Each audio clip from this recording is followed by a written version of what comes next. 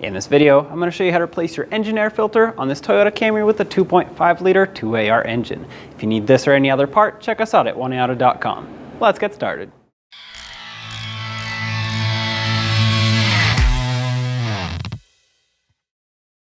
Your engine air filter is located on the driver's side of your engine compartment, right behind your battery. This right here is going to be your air filter housing. There are two clamps you want to remove. This one here, just pop it backwards, and this one right here, same thing, pop it.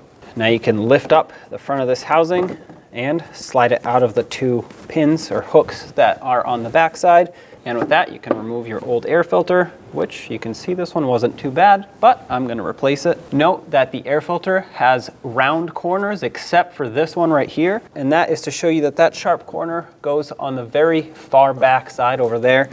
That way you don't put it on backwards. So line it up, drop it down in here, make sure it doesn't move around. And then when you put this housing on, you're going to want to hook the two tabs that are on the back side here into their slot. If you don't, not only will these tabs not hook in, but you won't get a nice tight seal.